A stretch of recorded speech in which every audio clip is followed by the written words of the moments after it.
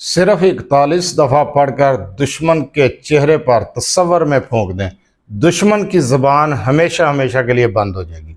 دشمن کی زبان بندی کے لیے، مخالفین کی زبان بندی کے لیے، دشمن سے نجات حاصل کرنے کے لیے اور اپنے مخالفین سے نجات حاصل کرنے کے لیے، دشمن ایک ہے یا پھر ایک سے زیادہ، مخالفین ایک ہے یا پھر ایک سے زیادہ ہے، صرف 41 مرتبہ پڑھ کر پھونک دیں اور رزلٹ دیکھیں۔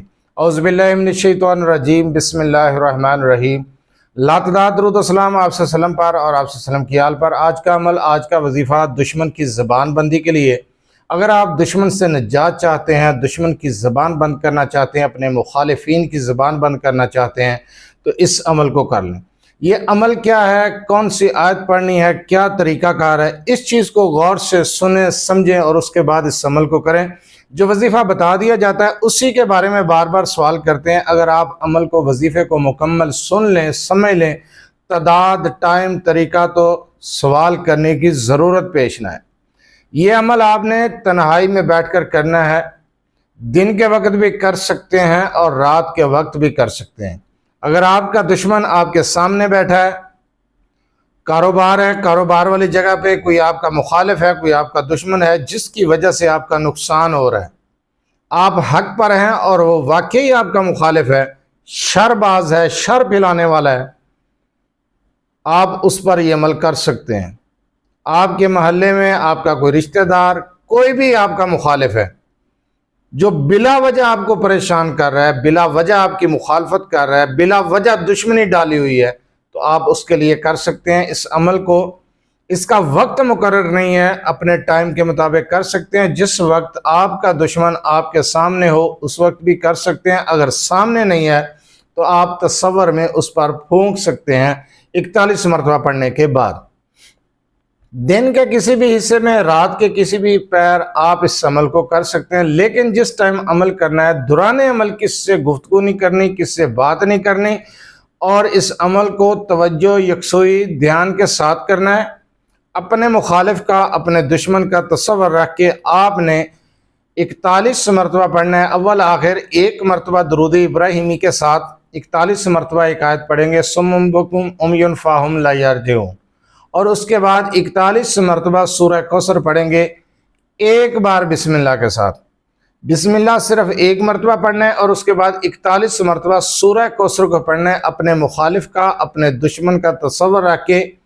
اگر کسی کے حسد کی وجہ سے آپ کا نقصان ہو رہا ہے، کسی دشمن کی وجہ سے آپ کا نقصان ہو رہا ہے، کسی مخالف کی وجہ سے آپ کا نقصان ہو رہا ہے، تو وہ نقصان ہونا بھی بند ہو جائے گا، نقصان بھی نہیں ہوگا۔